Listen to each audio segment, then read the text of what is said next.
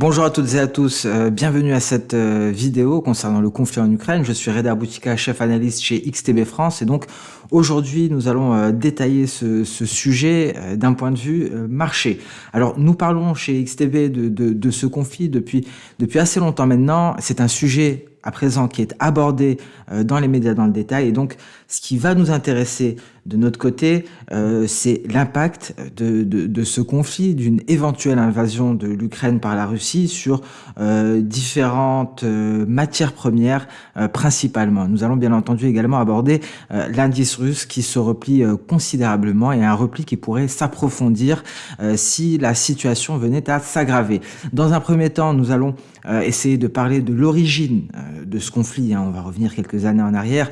On va par la suite aborder la dépendance énergétique de l'Europe vis-à-vis des matières premières russes, des matières premières énergétiques. Donc nous allons parler de gaz naturel parce que c'est le principal marché impacté. Nous allons également aborder le pétrole. On va parler par la suite d'autres matières premières, des matières premières qui pourraient être impactées par ce conflit. Avant d'entrer dans le vif du sujet, nous allons commencer par notre traditionnel rappel légal.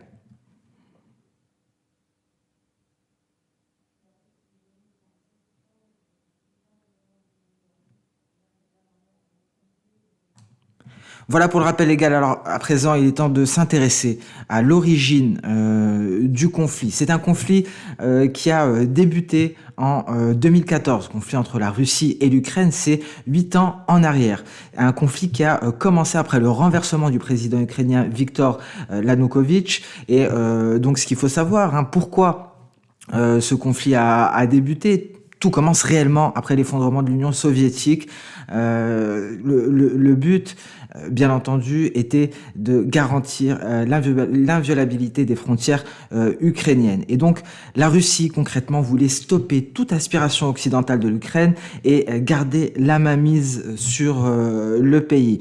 Dans ce contexte-là, dans ce but, la péninsule de Crimée, que l'on retrouve ici sur la carte en bas, a été annexée et les combats dans la partie orientale du pays se poursuivent toujours à ce jour. Il y a, on peut le voir, il y a même des checkpoints qui ont été mis au point par des rebelles.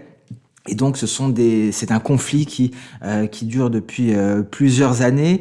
Il faut savoir qu'à maintes reprises, on a vu le risque d'une invasion russe pratiquement se matérialiser, mais cette année, ça semble de plus en plus inévitable. Et c'est quelque chose qui a un impact sur différentes matières premières, mais c'est quelque chose qui pèse également sur le sentiment général de marché.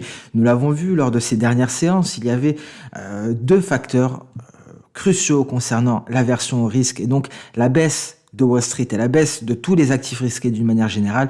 Premièrement, on attendait la Réserve fédérale américaine.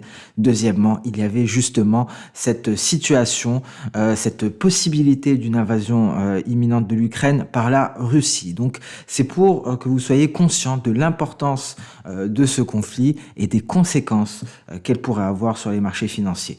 Alors, maintenant que nous avons abordé l'origine du conflit, on va essayer de s'intéresser justement aux matières premières énergétiques russes. Ce qu'il faut savoir, c'est que en Europe, les pays européens ont toujours été très dépendants des importations de gaz naturel russe et malgré la volonté des différents pays de diversifier leurs importations de gaz naturel, la forte demande que l'on a connue en Europe l'a poussée à devenir encore plus dépendante des importations de gaz naturel en provenance de Russie. Alors, avant cette dépendance était beaucoup moins conséquente et la Russie représentait environ un tiers, soit un peu plus de 30% du gaz naturel utilisé dans l'Union européenne. Vous pouvez le voir ici en haut à gauche, vous voyez à présent cette part qui a considérablement augmenté et selon les estimations donc pour 2021, on a eu une augmentation à 47%. Ici, ce sont les chiffres qui datent de 2019 et donc c'était à 41,1%, loin devant la Norvège, suivi par l'Algérie et le Qatar.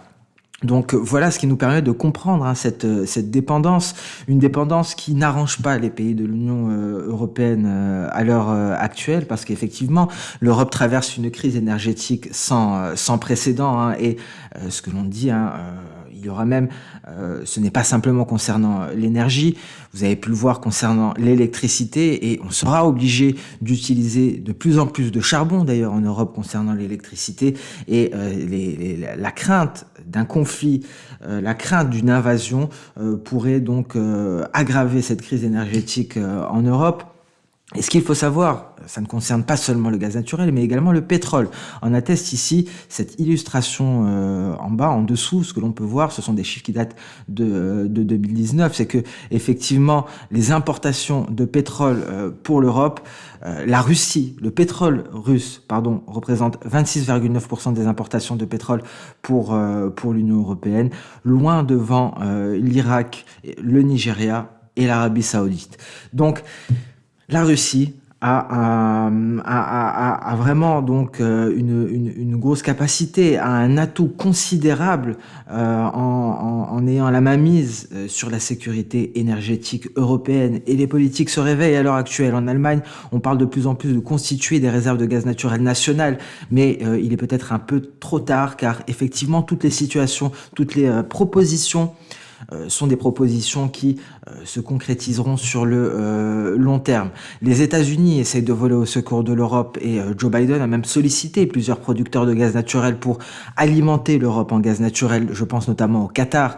Mais ce qu'il faut savoir, le problème, c'est que le Qatar a déjà des contrats de long terme avec ses clients asiatiques, des contrats qu'il ne peut pas rompre. Le Qatar exploite déjà le gaz naturel et au maximum de son exploitation du gaz naturel, ne peut pas produire plus de gaz naturel et doit donc honorer ses contrats avec ses clients asiatiques. Donc toutes les solutions qui sont proposées auront un impact sur le long terme, et nous faisons face à une crise de très court terme, parce qu'effectivement plusieurs spécialistes indiquent qu'une invasion de l'Ukraine pourrait être imminente. Alors, quel a été l'impact sur l'indice russe? Parce qu'effectivement, c'est celui qui est le plus frappé par ce risque-là, ce risque d'invasion. Tous les indices ont été impactés.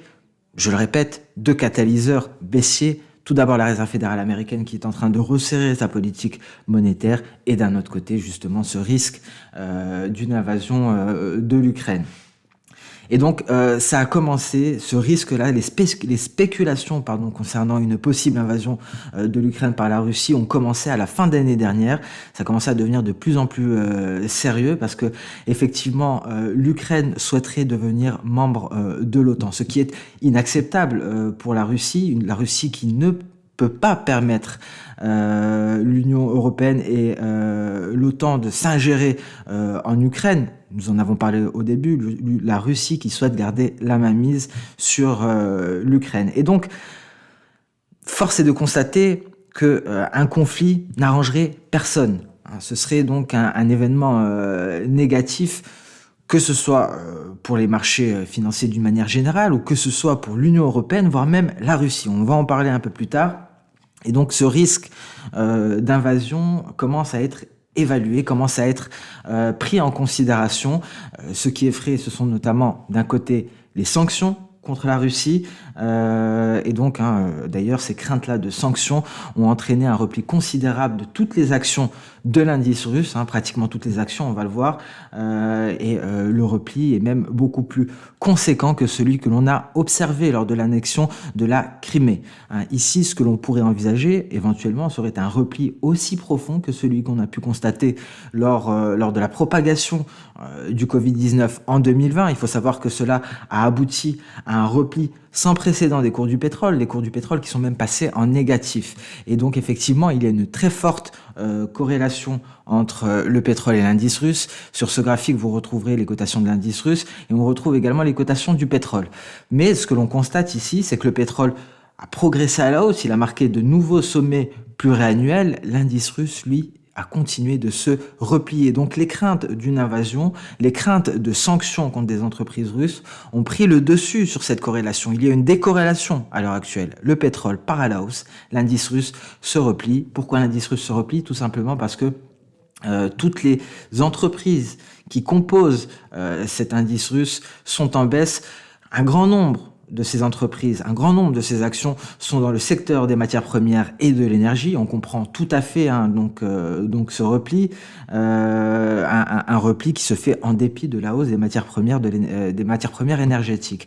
Et d'autres entreprises, après on va parler de ce graphique, ont leur commerce qui est basé avec l'Union européenne, donc même si elles ne font pas des matières premières, elles se replient. Alors, on regarde un peu plus près la situation de l'indice russe. Ici, devant vous, un graphique donc des cotations de l'indice russe en données journalières avec Ishimoku, mais Ishimoku en données hebdomadaire. Ça nous permet d'avoir une vision de court terme avec les cours, mais également une vision de long terme avec le nuage Ishimoku en hebdomadaire et la lagging span Ishimoku en hebdomadaire. Alors pour ceux qui suivent nos émissions quotidiennes, revue de marché, le Good Morning Market, vous savez très bien que nous reposons énormément sur cet indicateur pour l'analyse technique. Ici, il est intéressant de noter qu'on a eu une sortie du nuage hebdomadaire. Il y a un effet de reprise, effectivement, mais est-ce que cela donc laisse présager une fin de la baisse? Certainement pas. Seule la fin du conflit et un arrangement permettrait à l'indice russe de retrouver des couleurs. Alors pour le moment, on a un support majeur, celui des 1300 points, et en cas de cassure de ce support, on pourrait envisager d'aller chercher ce niveau-là ici, et donc avec des supports intermédiaires. Et en jaune, vous retrouverez l'amplitude du précédent repli dû à la propagation du Covid. On peut s'attendre à ce que cette amplitude soit répliquée.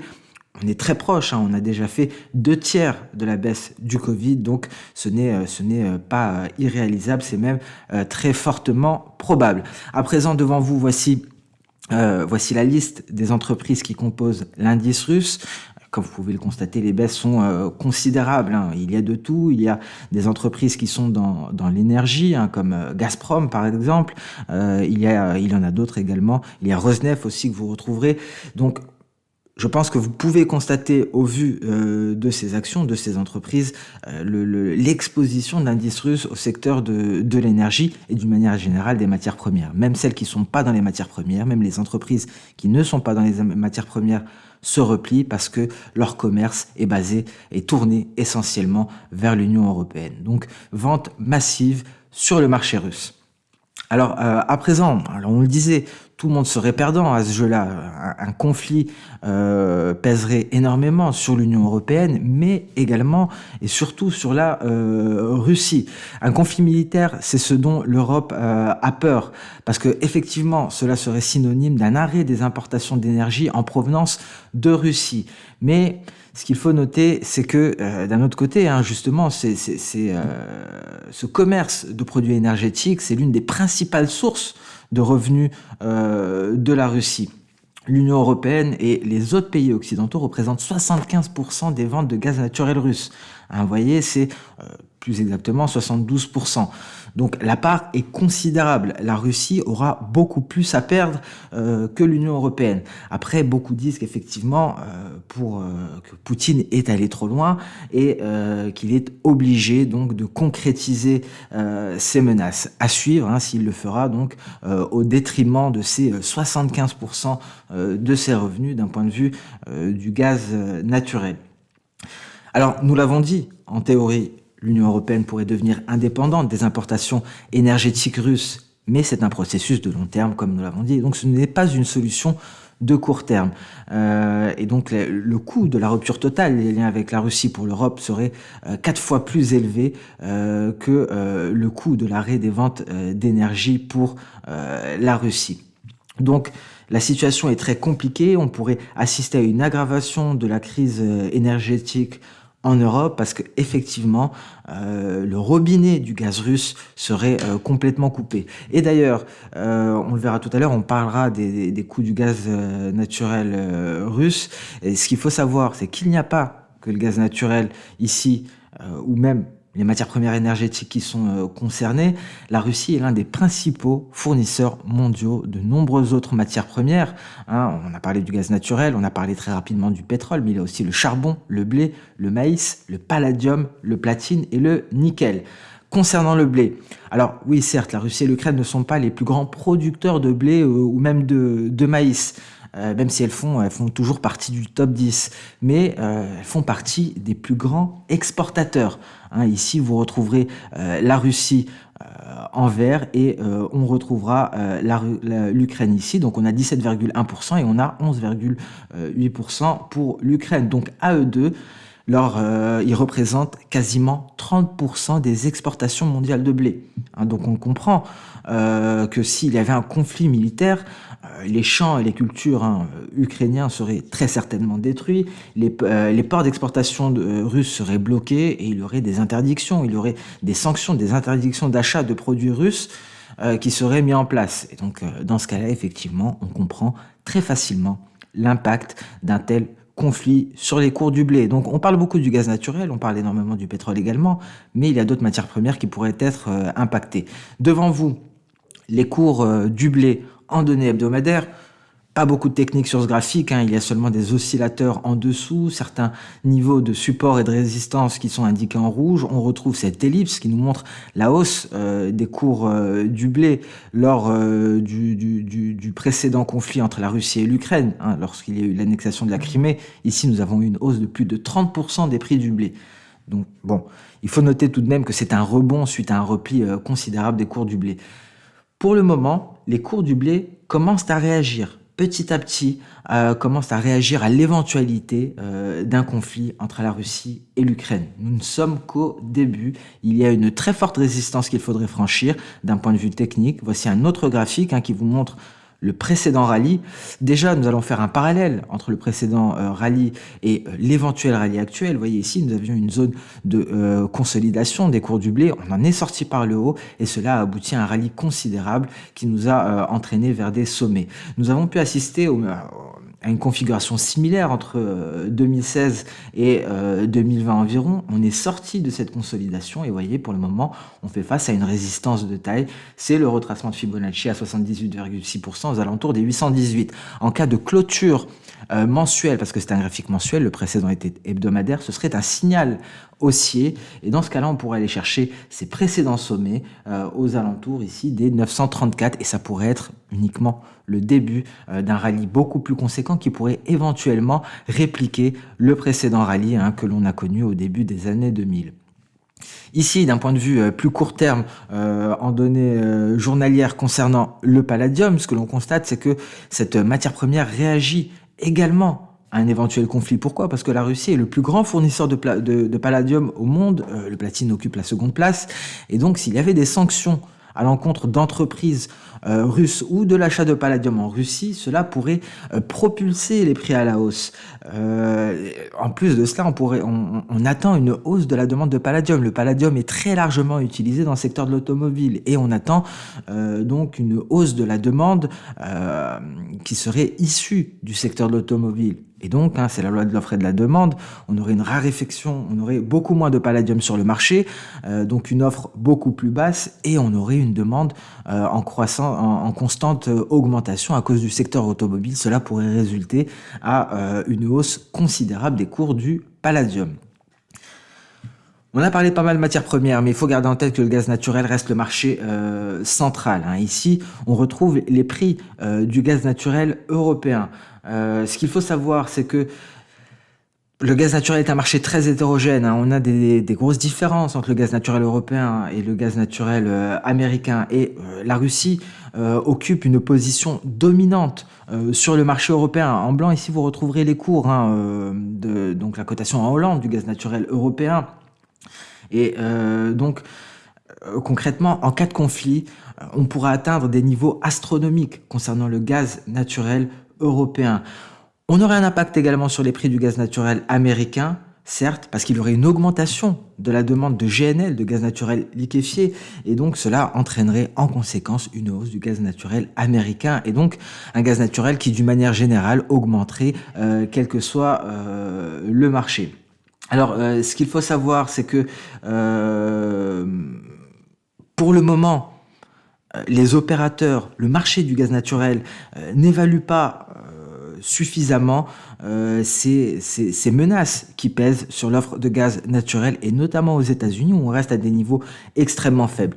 Après, bien entendu, on pourra aller encore plus loin parce que ce qu'il faut savoir, c'est que les cours du gaz naturel dépendent énormément de la météo et on pourra avoir une éventuelle vague de froid aux États-Unis, comme l'année dernière. C'est arrivé au début du mois de février, et là, le scénario serait catastrophique parce qu'on aurait tous les facteurs que nous avons énoncés, et en plus de cela, une hausse de la demande domestique aux États-Unis à cause d'une vague de froid. C'est très rare qu'il y ait une vague de froid aux États-Unis en février, mais c'est arrivé l'année dernière. Il faut garder cela en tête également. On passe à présent au marché du gaz naturel européen. On a pu constater un récent rebond. Hein. Pourquoi? Tout simplement parce que le flux de gaz naturel russe à travers l'Ukraine via Velké Kapusani, c'est un point d'entrée vers la Slovaquie, a augmenté. Donc la Russie a envoyé davantage de gaz naturel vers l'Europe, à destination donc en passant par la Slovaquie, et cela a quelque peu apaisé le marché concernant les craintes sur l'offre de gaz naturel en Europe. Et donc, vous voyez l'impact que cela a eu sur les gaz naturels européens. Il me semble que au cours d'une séance, on a gagné les cours ont baissé, les cours du gaz naturel européen ont baissé de 7%. Le lendemain, on a eu un nouveau repli de 4%. Donc, le simple fait d'avoir une hausse du flux de gaz naturel russe, et légère hausse, hein, vous voyez, on était déjà sur des niveaux extrêmement bas, hein, des niveaux que l'on n'a pas connus en 2021. Juste le fait d'avoir une reprise du flux de ce gaz naturel, cela a permis un repli considérable des cours. Alors imaginez si Vladimir Poutine décidait de couper le robinet du gaz naturel vers l'Union européenne, ou s'il était contraint tout simplement, quel serait donc l'impact sur les cours du gaz naturel en Europe, mais également par effet ricochet aux États-Unis. Même si les États-Unis essayent de rassurer, Joe Biden essaye de rassurer, il dit qu'il fera tout pour approvisionner l'Europe. Il n'est pas en capacité de le faire. Les États-Unis ne pourront pas fournir l'Europe de manière suffisante pour compenser justement ce manque de gaz naturel russe. Il faudra aussi répondre à la demande domestique aux États-Unis. Joe Biden s'est tourné vers d'autres grands producteurs de gaz naturel, et effectivement, il est très difficile pour ces pays-là de répondre favorablement aux sollicitations de Joe Biden. Je pense notamment au Qatar, hein, nous en avons parlé, il y a des contrats de long terme avec les clients asiatiques. Donc voilà. Pour ce point concernant une éventuelle invasion de l'Ukraine par la Russie, on a essayé de voir les différentes conséquences sur différents marchés, et vous l'aurez compris, c'est quelque chose qui impactera les marchés, c'est quelque chose qui nous impactera tous.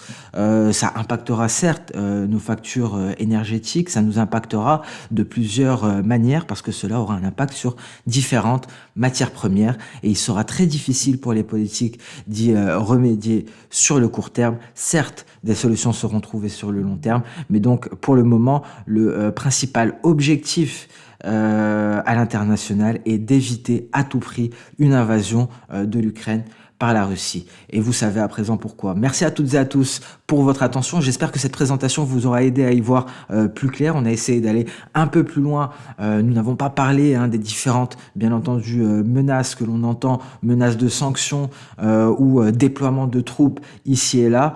Nous nous sommes intéressés principalement au marché des matières premières. Merci à toutes et à tous pour votre attention. Je vous souhaite une excellente journée et je vous dis à très bientôt sur la chaîne YouTube XTB France. Au revoir.